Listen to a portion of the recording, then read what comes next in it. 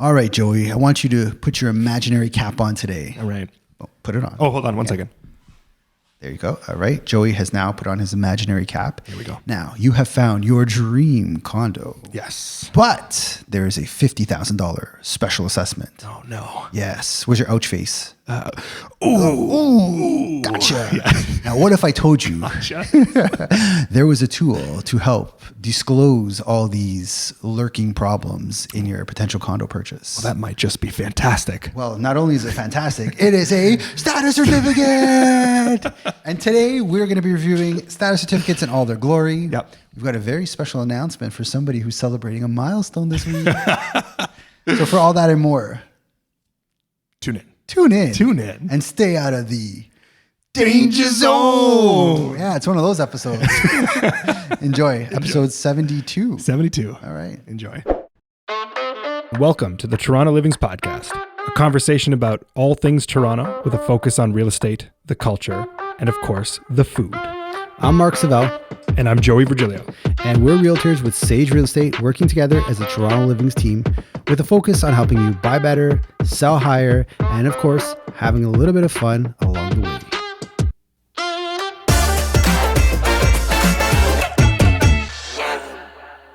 Hello, Joey. Hello, Mark. How are you? I'm good. I feel extra good because we're at 72 today. Okay. Yeah. 72 makes you feel extra good for some reason. All right. I'm with you on Something that. about the strong numbers. Strong numbers. I like that. We're getting up there. Yeah. Pretty excited myself today. Yeah. The boss returns to Toronto. The boss returns to Toronto. Bruce Springsteen. Tonight's my night. Tonight you are going to Bruce Springsteen. I'm going to see the boss. Glory days are here. Gonna take Thunder Road down to be dancing in the dark with the man that was born in the USA. How's that for an intro? Done. Yeah, well done. Yes, this is like my most happiest day of the year, I would say. This is the most anticipated? Without a doubt. So good. Without a doubt. You know how you were stoked for zombie wrestling? Absolutely. This is like if zombie wrestling was a month long. Today would be my excited day. Because I was supposed to see him last year, but he canceled. Oh, so it's there's an extra piece of the pie to it. Yes, and like we never know with these guys. Could this be the last time the East Street Band rolls through Toronto? That is true. That's Hopefully true. not, but you never know. They're getting up there. Yeah. We're at 72. I think he's in 73, 74. This is his age. So, but yeah, we got a good one today. We got another listener-inspired podcast episode. Yeah. Buyer inspired. Buyer-inspired. Yeah. That's right. Yeah. We're getting into everything about status certificate today. Yes. The mighty status certificates. The mighty status for all the condo shoppers out there. Yes. This is going to be a good one, I think, for you. I think so. We're going to go pretty deep in this one. We're going to get a little technical. We're going to cover like all the high level stuff and offer some pro tips from kind of our workflows and what we do in the process. Yep. But yeah, this one was a client of yours and we had a couple of specific questions. So you and I had a little bit of a mastermind of what we should be looking for and how we should kind of go about it. Yep. And in the end, it worked out. So we thought, let's make a damn podcast episode about it. It totally is suiting. Yeah. But let's start as we always do. Yep. How was your week, Joey? Where'd you eat? Okay. I got one for you that I have not tried yet. And I got recommended. I got a shout out. First off, I got to shout out a good friend of mine, Aiden L. Aiden, shout out. Shout out Aiden L for pointing me in the direction. I was recently at Dufferin and Bloor. Okay. At our nice church conversion that's happening. 1183 Dufferin. Shout out Hallam Towns. That's right. And I was walking. I bumped into him walking to get a coffee. Mm-hmm. And as I'm crossing the street, we're yelling at each other across the street. And I said, "Where's a good coffee place?" I want like a weirder spot, or than just like not an obvious spot. And then he's like, "Go down Wallace, walk straight down Wallace until you hit Lansdowne, and then you're going to bump into two spots. But one of them, he was like, go to Paris Bakery." And oh my God, he's like, "Go to Paris Bakery and get the chicken salad sandwich." Oof. Oh my God. I love me a chicken salad sandwich. Okay, same. I ordered egg salad when I was there. I wish I had gotten the chicken salad because I do also love chicken salad. But the bread that I had in that bakery was... I'm still like my mouth still waters thinking about this bread. They have the whole back of the bakery is lined up with like all different shapes and sizes of what these buns are. They're the freshest buns on the planet. They have the crunchy outside, but so soft in the center. So I bought a dozen and then walked out. In true Joey fashion, one is never enough, and why stop at two when you can get a dozen? So, I'm not surprised. So shout out Paris Bakery. That was incredible. I'm absolutely coming back. Love it, man. And that was completely under the radar, just kind of left field. Wanted just recommendation. To try a new spot, and I'm so happy I made that trek. Shout out Aiden L. Aiden L. Did I get that correct? Aiden L? Aiden L. Well, I was not as adventurous. I did not travel to the forays of petty. I went to Firehouse Sub. I support it. I like it. Yep. I like it a lot. Yep. It's a step up from Mr. Sub and Subway, although Mr. Sub is my favorite. You like Subway? I know. No. Oh. I actually am so happy you just said that. Oh, yeah. Absolutely. Mr. Sub is OG. Blows it out of the water. Yeah. Listen. Big fans of Belly Busters. Yeah. Listeners know this. We love our Belly Busters. But you just want a classic OG sub, you're going to Mr. Sub. Absolutely, 100% of the time. Firehouse is a little bit more of an elevated experience. Yes. Age got the brisket. Fantastic. Yep. And I just got the steak and cheese. Yep. But I love their pickles. The side pickle. Side pickle. It's a staple. Gets me every time. Yeah. Do you have? I never eat the pickle. My pickles go off to whoever wants them. Oh, I'm the guy who gets them. Yeah. Age doesn't like them, and I'm the one who just on the side. There we go. Yeah, I love me a good pickle. But what I did do this week that was pretty exciting, and I got to shout out Renee from podcast episode number, I don't remember, Stager Extraordinaire, Yep. Good friend of the show, good supporter. She held a sound bath. Right.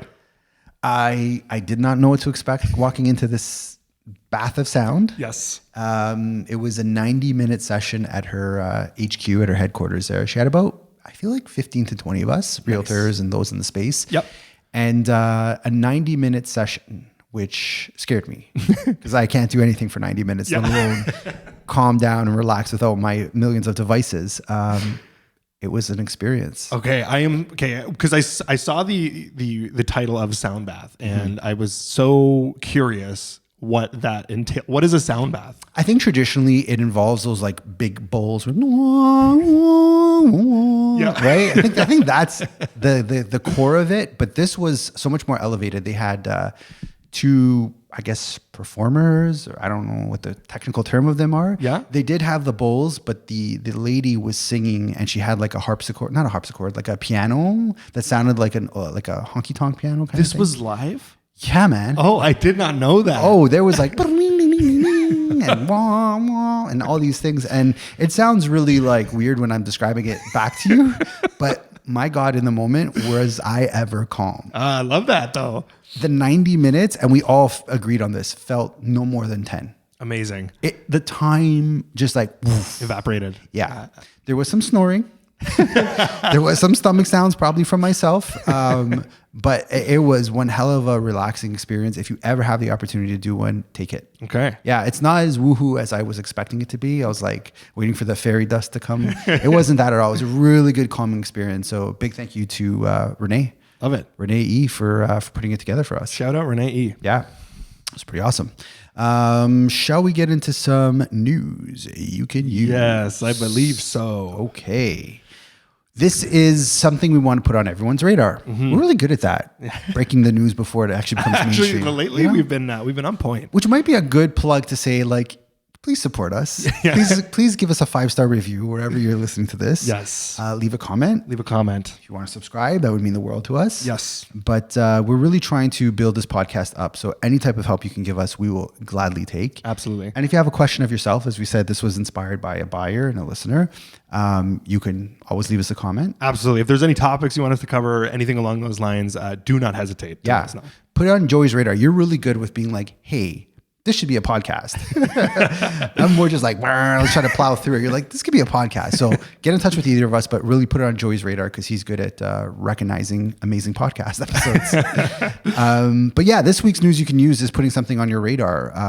A Renoviction bylaw could be coming very soon to residents of Toronto. Yes, yeah. This is pretty big because there's a lot of attempts at this. I feel like in the city, and I mean, it's interesting what's being proposed at the moment. We'll see how it all kind of pans out, but it's definitely something that they're diving deep into. Yeah. So just to add to that, what a renoviction essentially is when a landlord tries to use a renovation to have you leave your place. Yeah. And to be honest, I don't see it as common as the news seems to be saying it is, but I'm not discounting it. Probably does happen. And it's probably more common in the, purpose-built rental buildings. Yep. On the mom and pops, I don't see it that much. No. I think a lot of people are, this is just analyzing just anecdotally speaking. Yeah. But it's a lot of people are aware of how much more knowledgeable tenants are these days compared to what they used to be. So I feel like that's pushing that button is a real dangerous game to play. Yeah.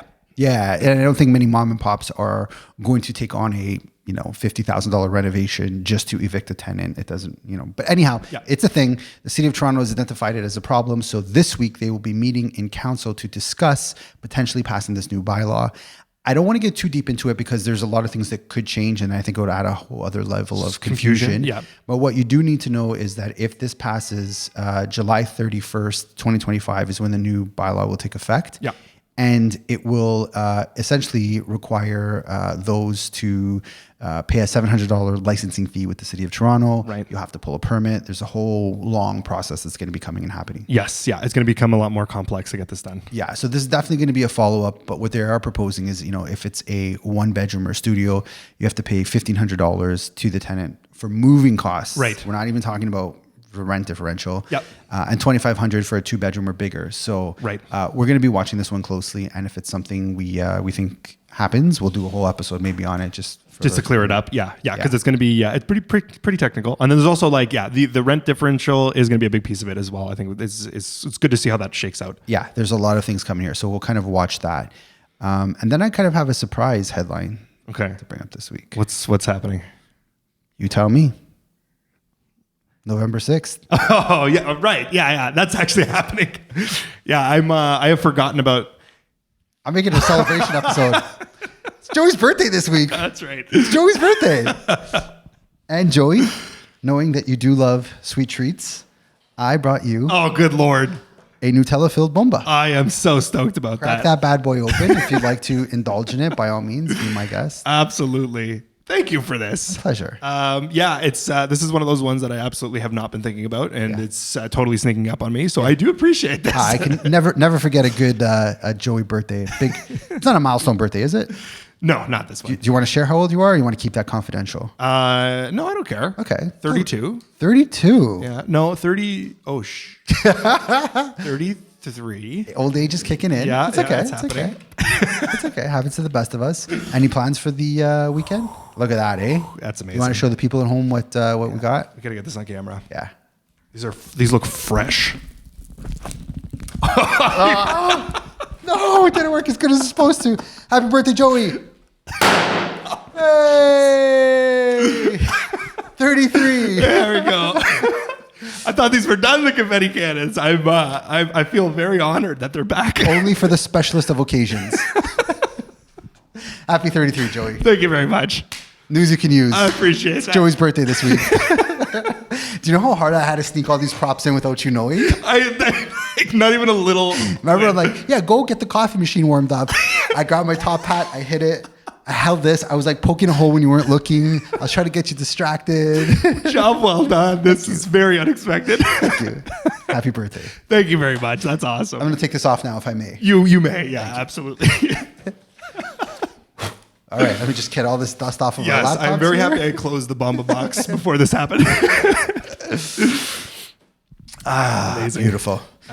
That's awesome. I'm going to indulge afterwards because it does get very messy. No problem. I respect that. On a higher note, should we get into this week's topic? Yes.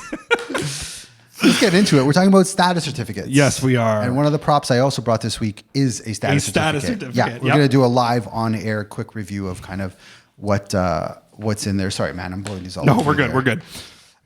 Also, a good reminder that we are streaming on YouTube and Spotify. And in addition, you can watch this. In addition to the audio, you can see what just went down in the beautiful confetti cannon that was brought back out for this momentous occasion. So this is how I want to set it up. So imagine you had the ability to look into a crystal ball of your condo's future, and you can see, based on the past, what could be coming in the future. Wouldn't that be such a wonderful tool to have? Yes. Well, fear not, my fine feathered friend. We have it. It is a status certificate. This is how these work. This is how these work. This is why they're around. We're going to get into it. Essentially, anytime you're buying a condo, I don't care if it's a brand new condo, a old condo, a bidding war, you must request the status certificate. Yeah.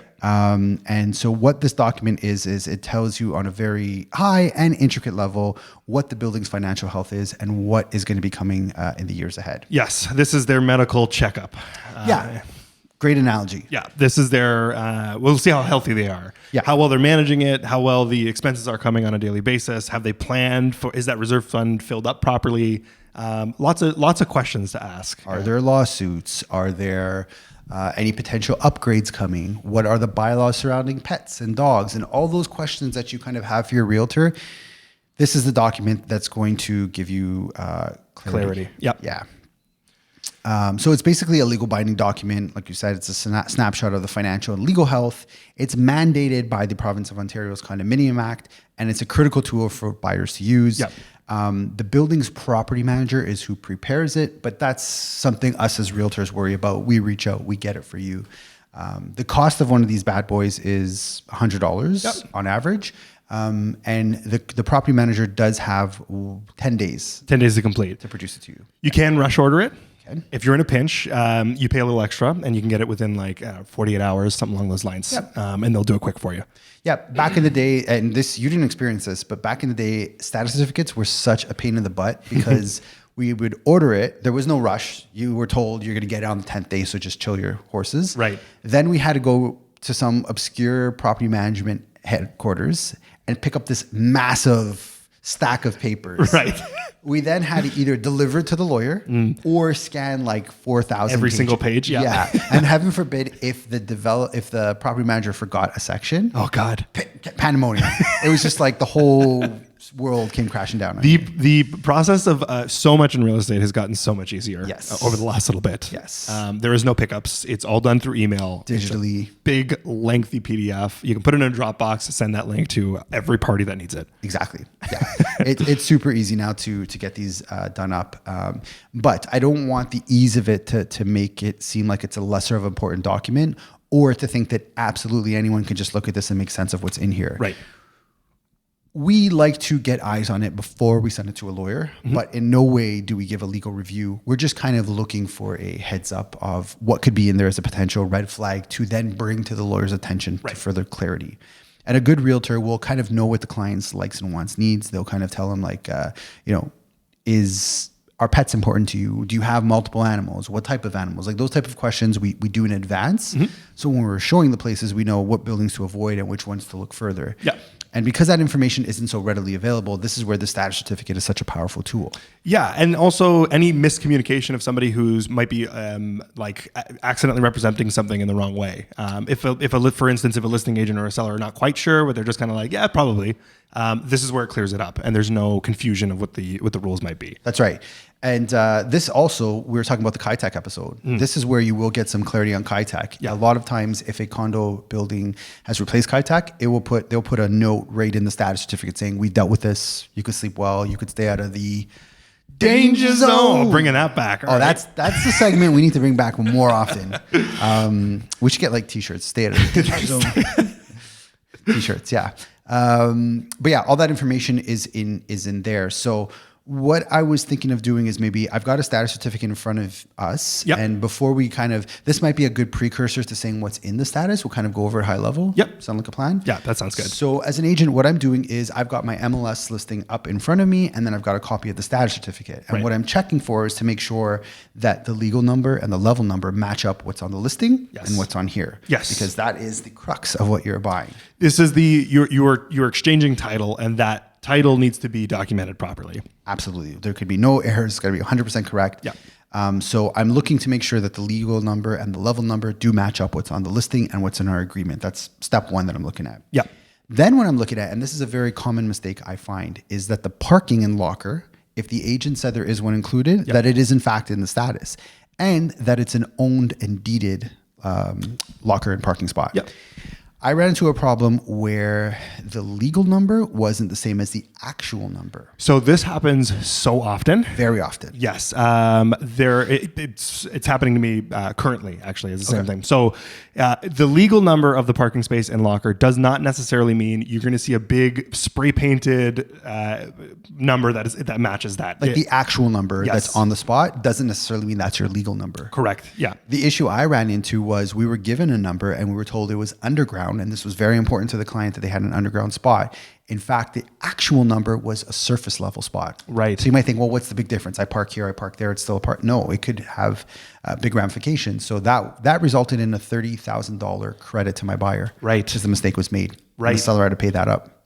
So Definitely worth double checking. huge part. That's the first thing. That's what we want to check. The second most important thing I'm checking is the maintenance fee amount.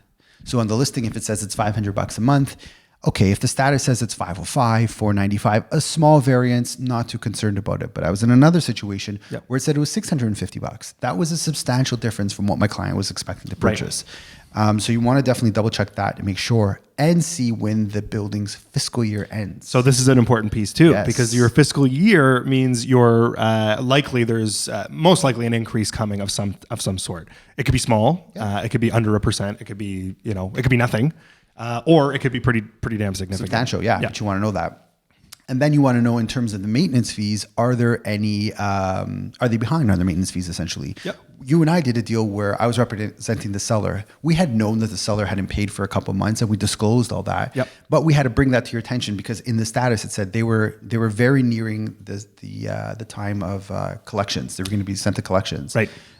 We were able to put it in a good standing order, so that didn't happen. But knowing that was very important to your buyer because what other extra costs would they have to incur to bring it Back to standing order? Yep, yep, absolutely. So you're going to get that right in the status certificate. Usually on the first page, it does say These that. are typically like the first couple points of the status. Exactly. Yeah. And then budget, they're going to tell you if they are in a surplus or a deficit for this year, which is good to know. Surplus, obviously, as surpluses usually are, good news. They've not spent as much as they were expecting to. Deficit is not necessarily a red flag, but we'd want to know how bad is that deficit? Right. Is it, a couple thousand or is it hundreds of thousands? And most importantly, is there a plan to bring it to good standing order? Right. That is something. We'll get into this a little bit deeper when we go into the reserve fund, but reserve fund is a big piece of questions you should ask about, I think. Yeah. And so the budget is, again, tied to when their fiscal year is. You want to know, are they approaching the end of their fiscal year? Did it just happen? Is this something that was addressed last year and they fixed the problem? Or is this something you're going to be inheriting and you need to know about? Right. And funny enough, reserve fund is right up next to what I got on here. So let's get into the reserve fund. And this maybe deserves its whole other kind of side topic because the first little portion is more just like a fact checking mission. We want to make sure we have the correct information. Yep. But the reserve fund is not something that's usually or never really addressed in the actual listing, MLS listing. Correct. And many buyers might not even know what a reserve fund is. So high level, do you want to maybe just... Yeah. So reserve fund is pretty much that's your cushion for if it's a plan throughout the upcoming years of things that might need maintenance and repair with the condo building, the common elements. This is just like your set aside cushion that needs to be there. Yep. And depending on how full or low it is, Could be a concern, could not be. Could not be. Yeah, exactly. I think of it as like a rainy day fund for a condo building. Because remember, when you're buying into a condo, you are essentially part of a corporation, and there are certain things that the corporation may want to do that you might not be down for. For example, window replacement. There's a situation in Toronto where I think each owner has to pay something like $50,000 for window replacement, and they don't have a say whether or not that happens. The condo corp has voted on that. And because there is a shortfall in the reserve fund, this has resulted in a special assessment. Yes, special assessments. That's the if we're talking about the red flags that we need to really be looking out for. That's the biggest one. Yeah, absolutely. And with that, it's not even if you're willing to absorb that special assessment. It's will the lender blacklist the building as a problem. So if everyone's flush with cash and they could cover the special assessment, you're usually good. But if it's a large amount like that, you could run into problems where lenders will start blacklisting and CMHC will say like, no, we're not lending on this building. Yeah, there's tons to, and just to, if we haven't made it extremely clear, a special assessment is a specific fee that happens that you have to pay for outside of the maintenance fees. Good point. Yes. Yeah, so this is a chunk of money that they're going to ask for you to basically take on. Yes. So on top of what you're paying, it's a one-time shot, or sometimes they'll divide it over the year, add like every month an extra, let's call it $2,000. X amount, whatever. So the reserve fund is going to show you that. Now, this is where, keep in mind, as a realtor, we have on the high end, 6 months of education under our belts. Lawyers have multiple years of education under their belts. And this is where a lawyer's insight is really valuable. Yeah. Because the reserve fund is not a standard amount. So you might see 5 million in one building and 400,000 in another. The context of the building is extremely important. Yes. And this is where both realtor and lawyer can come together. Like we're talking about Transformers offhand. We could, Autobots unite, lawyer and realtor unite. And that's a whole other topic. We won't get into this episode. I'm picturing Power Rangers when we're talking about this. Power Rangers is probably a better analogy. Yeah. What do they come? What was their? What did they morph into? The big. I don't know what his name was. Remember the name of that? No. Mighty Morphin time. Lawyer, realtor, morphin time. Yeah, we can do that. What we essentially do is work with the lawyer and say, hey, this building has 700 units. The reserve fund study should probably be on the higher end to cover the cost of all of that. Whereas if it's a smaller boutique building, it's not shocking to see a lesser reserve fund. Yeah. Because there isn't as many contributing to it, and there might be smaller costs of repairs as opposed to a 40-story tower. Yeah, absolutely. It's all context. There's so much context in behind this whole thing. Exactly. Yeah. So having a realtor that knows that kind of element of it, or especially one who's experienced in the building, I keep all my status reports. So if I have a client who's buying into a building that I sold 3 years ago, it's a really good way for me to look back and say, well, what's happened between X and Y? Right. And where are they at? Are they in a better position, in a worse? And then we could at least communicate that to the buyer and let them know. It's a great. That's a great little addition too. Yeah. If you're keeping them, like realtors, if you're listening to this, in your Dropbox or your Google folder, just save that status certificate. You never know when it's going to come in handy. Sorry. Yeah. So something I wanted to bring up, if we're on the reserve fund topic, is so you will see if it's written in there, you'll see potentially these big or not so big increases to the reserve fund if they need to be replenished. Yes. Something I want to point out, if you're looking at it and you're seeing these big percentage jumps, is that doesn't necessarily mean it's a straight correlation to what the percentage jumps you're going to see in your own maintenance fees. Correct. Reserve fund, they'll tell you that it needs to raise another 16% or 20% by next year, and then one more at 12% the year after. That's not you getting hit with those 20% and 12%. That is, you'll take a portion of that. The contribution of the reserve fund has to be raised by that amount. Correct. But not your monthly maintenance fees. Yes. And that's a very good point where I think a lot of realtors, buyers get caught up on, because when we see those numbers, we're like, whoa, that's scary. But all it's referring to is the amount of the reserve fund that has to be added to. And so there's not an exact equation. To it, yeah. But like, let's say if you do see a 10%, that may result in I'm just making this up here, but from experience, what I've seen, a 1.5 to 2% increase to your fee. Yeah. And it's important to note that like a 3 to 5% year over year increase. It's pretty standard. It's expected. Yeah. Like, don't be shocked if that happens every year. And the age old argument is, well, I would never have that in a house. Yeah, you will. Houses are not free from inflationary costs. Your heating bill goes up every year, your water bill, all those things go up every year.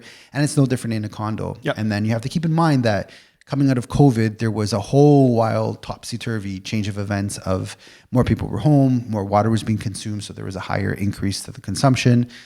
So we are just kind of coming out of that piece of it, whirlwind of it. Yeah. And just speaking on the reserve fund. So a reserve fund study. Right. Let's get, that's needed every 3 years. This is a mandated thing in Ontario where the condo board will get a reserve fund study done to ensure that they are still in line to cover the cost of repairs. Yeah.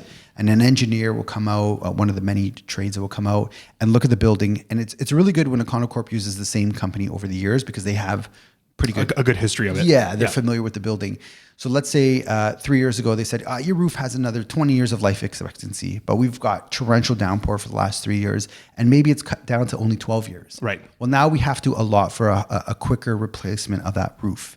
And so it's really good that condos do have this reserve fund study built into it because it ensures or it reduces the chance of special assessments and being caught off guard. Yeah. It's a really good, it's like that strict mom. Like I have an Asian mother-in-law. It's like that Asian mother-in-law who reminds us to, watch your finances. And shout out to my non-Asian parents. They also tell me to watch my finances. It's like everybody thinks I'm reckless with my money. But The reserve fund study is that comfortable, very supportive parent or in-law who tells you to watch your finances and ensures that in fact your finances do get watched. Yes. Yeah. Yeah. And that's what, again, that all encompasses just the reserve fund. Yes. Specifically. Yes. And that's just one component of the status certificate. And that's why this document is so good, because it encompasses all of that and it'll give you a really good idea of what to expect. Yeah. Let's get into legal proceedings and claims. Yes. Okay. Yeah. I would put this on like a number 2 of the red flags to look out for. Yeah, exactly. Number 1, special assessment. Number 2, what's going on with the legalities of the building. Yeah, special assessments are probably the most common thing we see, or the most pertinent thing we look out for. Yeah. But these are kind of like, these could sneak up on you, these legal proceedings. Yeah. So having a legal proceeding isn't a red flag in itself, but knowing the context, it's important. Yes. Yeah. And in more often than not, there are quite a bit of lawsuits between condo corps. The most common I see is condo corps and the developer who built it. Yeah. A common situation is the developer may have cut a corner, or may, unbeknownst to them, discovered a bigger problem. And so the condo corp will try to sue them to put money in the reserve fund if it becomes a problem down the road. Right. The first 2 years of a brand new condo, that's when it's most common to see these lawsuits happening. Yeah, absolutely. This was one that happened actually recently, which something I'll get into. We can get into it a little bit later, but the date of the status certificate and when it's printed is also very important. I like that. Because these lawsuits can happen at any point, obviously, and if your status certificate is 60 days old, 90 days old, it could happen at any point within that period. It's actually happened with a client of mine somewhat recently, where it was, the status certificate was less than 30 days old. It was a new certificate. It was a new certificate, and it was like, this is within the rules. We're still good. And over a phone call with the management, I had learned that over 1 week ago, it was just about a week ago, that a lawsuit was put into the status, and the current owners just all got a notice about it. So only learned that by speaking with management to learn the situation. Wow, that's an interesting one. What many people don't know is actually in your agreement of purchase and sale, the seller has an obligation to disclose it. And in the hundreds, thousands, whatever many deals I've done, I've never had a seller come out and be like, oh, by the way, a lawsuit's now. Yeah. So it's in there, but it's not really something that I think a lot of sellers understand is in the contract, and definitely even further few actually communicate that to the potential buyer. Yep. And this is where a good agent will get on the phone.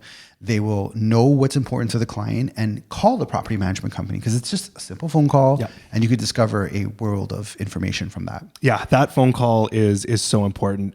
Before we get too far ahead, let's talk about the lawsuits and what maybe is like worth looking into a little bit further and worth kind of just like bypassing. I think I want to just make mention of, like, if you see stuff that's like slip and falls or simple lawsuits, those are things you can kind of just bypass. It's when you get into a lawsuit over like structural things, and you just want to ask questions about it to Absolutely. see what the deal actually is. Yep. And in slip and fall, there's unfortunately a lot of sexual assaults that you hear of in these lawsuits. Elevators seems to be a big hot point of where a lot of these issues happen. I would still make the call. Yep. Because you would want to know where you're not going to find out any information necessarily about the case, but how far along is it in the situation? And like you were saying about slip and falls and stuff of that nature, remember that buildings do come with insurance, like the building structure as a whole. Right. So if someone slips and falls on ice in the wintertime, generally there probably is going to be some type of insurance coverage that will kick in. Yep. But making that call, I think that's the best thing you could do. Yeah, it puts a lot to bed. And then the key question is, you always want to ask the question, the easy question with management is there any expectation of an increase in my maintenance fees or anything to worry about? That's the simplest question to ask, and the most direct way of that's what you want to know. Yeah. Basically, am I buying into a building where my fees are going to be going up more than what I'm expecting, that 3 to 5%? Yep. And I will say this, a lot of property managers are very forthcoming. They know that they have a responsibility to disclose these type of things. And more often than not, I think I get a really good experience talking to them, and they're very transparent of what's potentially coming. Very much so. Yeah. Yeah. But yeah, legal proceedings, claims, all that stuff we want to know. And on the flip side, there could actually be some good news under that section of lawsuits, because if the building has successfully won a lawsuit where the developer has to pay out a large sum of money, it will be in there as well. Yeah, right. And True. that can give you some peace of mind knowing, what, this problem that's there is a plan to fix it, and there is now money to support that fix. So a very big, important area to look at.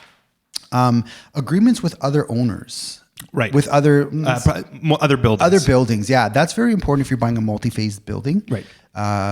origin story of us. So as we know, I used to live at Treviso at Dufferin and Lawrence, and there's 3 condo towers, but there's 4 condo corporations. Right. Because there's a shared area, shared amongst all of them, that has its own condo corp. So it's important knowing that and getting a sense of where that is. Right.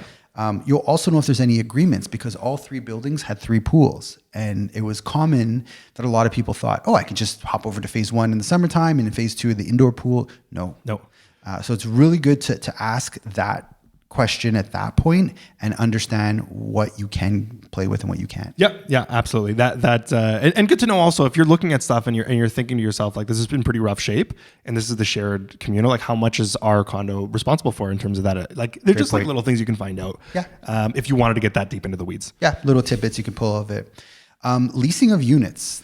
That's a semi-important thing to know, I think. Yes, it's probably funny. This is actually probably one of the most common questions I get from end users. That's what you're seeing, yeah. Yeah, Okay. and it just mainly, like, if pointing out, is it a rental? Is it like a heavily rental building or is it not? Yeah, a heavy rental saturated building. Yeah, or is it more end user? And there is a section in a status certificate that tells you how many rentals took place that year.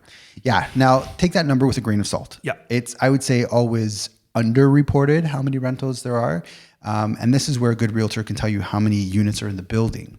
So if there's 10 units rented and 15 units in the building, percentagely, you're in a heavily saturated condo building. Yes. But if there's 10 units rented and there's 300, then it's a very end user heavy building. Yep. And I find most buyers prefer to live in an end user building. Not that there's anything wrong with a heavily tenanted one, but if that's important to your client, you want to tell them, hey, heads up, this is kind of where the numbers are at, and keep in mind the numbers are probably actually a little bit higher than what's reported. Yeah, absolutely. And it's not a malicious reason why they're not reported. I think a lot of landlords don't understand they're supposed to let the management know that they've rented their unit out. Register with names and vehicles, all that good stuff. Yeah, it's unbeknownst to a lot of people. So that's a pretty big one. Yep. Insurance. I'm going to get into that because that's a very heavy one. And buildings where Kaitak was in there, a lot of times insurance companies may decide to stop covering certain reoccurring problems. Right. So you want to know that the building is insured and that there is no issues with them getting a renewal policy. Right. I think back to when all those exploding balconies were happening and the glass was falling. That was an issue where certain insurers were like, well, we're not going to cover this any further. So you better fix it on your own dime. Yeah. Something else when it comes to insurance is they'll give you the insurance, kind of the breakdown of what deductibles might look like in that insurance. So I would say it's important to look at it because with condos, 99% of issues will always come from water. Yeah. So I always look at the water damage deductible and see if maybe you want extra coverage on that just to be safe. Yeah. But it's something definitely to look into because those deductibles can get really high because they're trying to keep the premiums as low as possible. That's right. So yeah. Yeah. And I think insurance is going to be one of those things that's going to keep coming up. Yeah. Increase to insurance is going to be an ongoing issue for a lot of condos in the city as claims start to get higher. And just like you said, and water is the main culprit for that reasoning. Yeah. I like that. You said something about when you order a status certificate. Do you want to maybe get into that a little bit? So technically you can get away with a 90 day. No, you can't. 90 day. Yes. Thank you.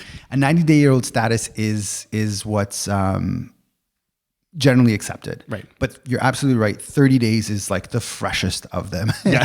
It's like bread. You don't want to have 90. First 30 days is the best time now. But the first 30 days is the most important time. So especially in this market that we're in where the condos tend to sit a little bit longer. Right. If a seller has pre-ordered a status certificate on day 1 and you're in day 75, keep in mind that closing might not come for another 60 days after that. Right. And so it's very common, especially with lenders, where they'll want you to order a new status. Right. So right off the hop, if you've kind of, as a realtor, if we see that happening, we may request, no, we want a new status today.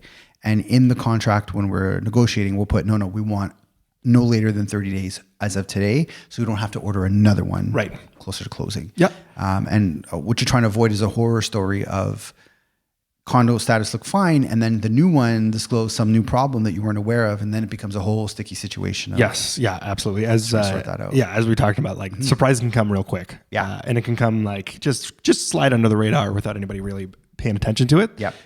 So yeah, definitely important. Yeah. Another thing that's to know when we're putting in these clauses of requesting a status certificate, I've seen some clauses that state, the lawyer has the right to just review the status certificate. You want to make sure it says status certificate and accompanying documents. Right. Because this, 6-page, 10-page call it status certificate is only covering the financial well-being of the building, lawsuits, all the things we just covered. Yep. But you do want to see the financials as well. You want to see the full package. And I think most importantly, you want to see the bylaws and the rules. Yep.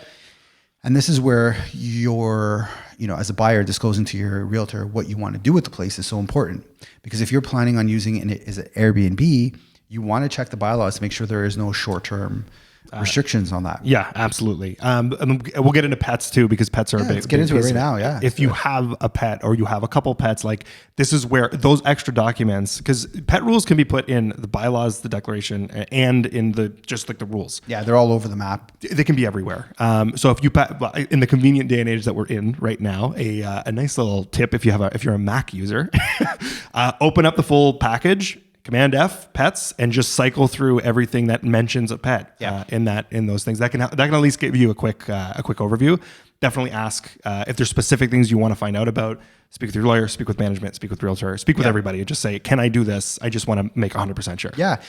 And the thing with pets is like, okay, if you have a cat or a dog, probably you're okay. Yeah. But with a dog, it's what's the breed of the dog? What's the weight of the dog? Yeah. And even if it matches everything within the requirements of the building. If you got a yapper and it's messing with the reasonable enjoyment of your neighbors, I know of a realtor who lived in a building who was essentially evicted for her pet. Brutal. The dog kept barking and was a nuisance, and they pushed it to the fullest extent to have her. She moved out. She didn't sell her place, but this was a realtor, right? Yeah. So very important. Pets and in condos, have that conversation. When we do our buyer interviews, we often prompt that question and ask that because we know of the potential pitfalls. Yeah, absolutely. And then if there's a pet ban, I mean, let's just call it that as well. Some buildings, you also want to know if it's a pet-friendly building. Straight out, no pets allowed building, you'd want to know that by getting into it because there's not much you can do. Like with a rental, we got into that whole topic of you could still bring a pet in, but if the building says no pets, no pets. That's the top rule right there. Yeah, that's the final Smackdown? That makes sense? Yeah, that works. I don't know. So we kind of took it from the angle of like, these are the workflows and checks we do. Yep. But again, take it to your lawyer. Yes. Yeah. To also do the same things and in conjunction with us recommend what maybe potential things we want to look further into. Yep. And a good lawyer will send you a summary of everything and they'll kind of highlight. We have some recommended ones that we work with and they send legit highlights over the status of, hey, pay attention here. This is what this says. This is what this means. Yeah. A great lawyer will follow up with a phone call and then explain why they've highlighted those things. Right. And if your lawyer is doing none of those, tread carefully. I want to start with this. Let's make sure that we're using an experienced real estate lawyer. Great point. Can we start with that one? Because it's so important. Lawyers aren't just lawyers, period. There are some that specialize in real estate, and that's so important because they're going to know what questions to ask and what to look out for. So yes, you want the pro tips are if you have somebody who's able to do these breakdowns and able to follow up with a call, explain, and just make sure you're kind of covered.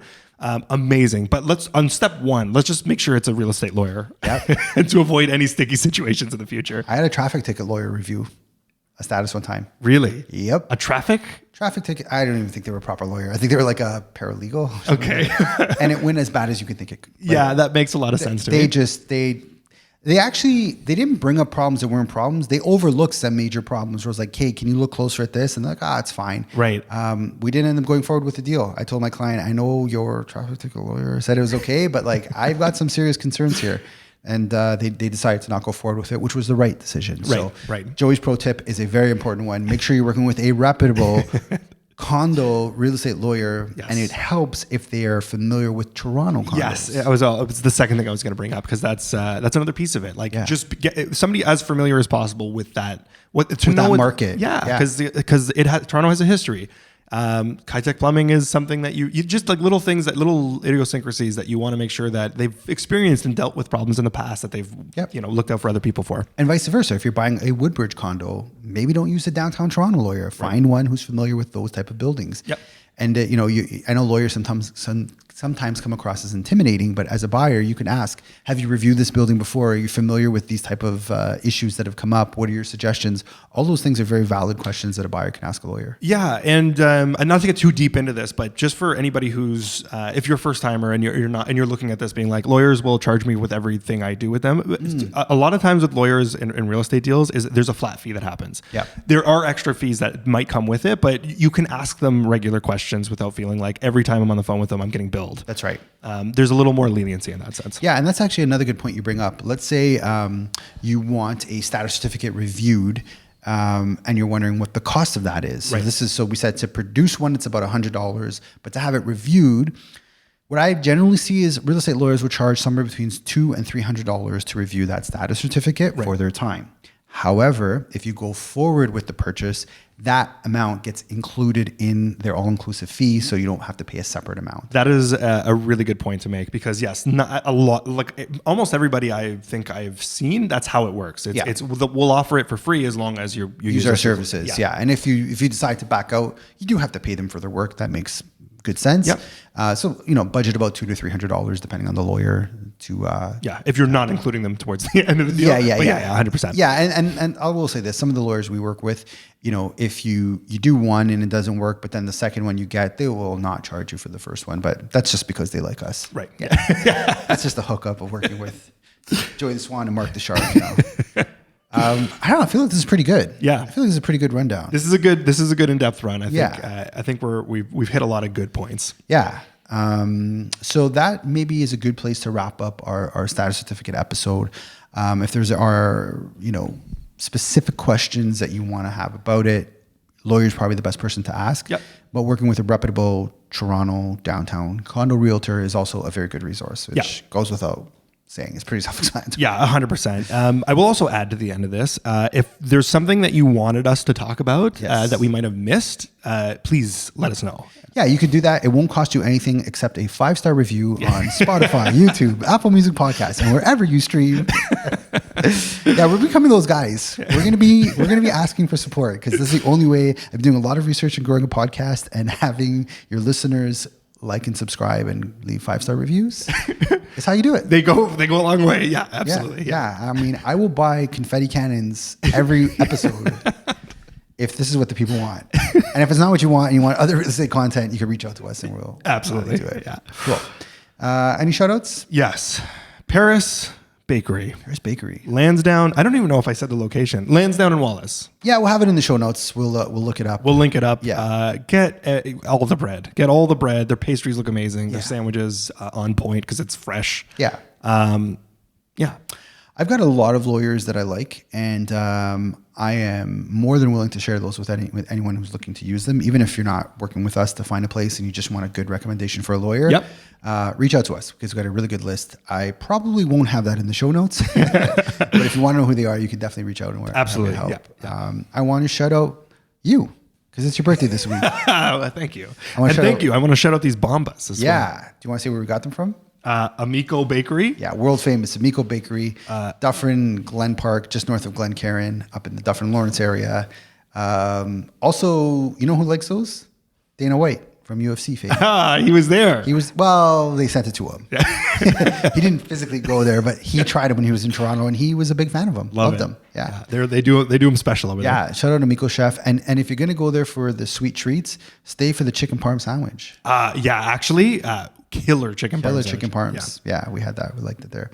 Cool. Well, I think that's it for this week's episode. And thanks for listening. All right. Thanks for listening to the Toronto Livings Real Estate Podcast. You could find more information on how we work over at TorontoLivings.com. Be sure to sign up for our newsletter to get price reports from over 150 different neighborhoods in the city each and every month. If you got any value, please like, subscribe, and share with your friends. And if you made it this far, thanks for listening.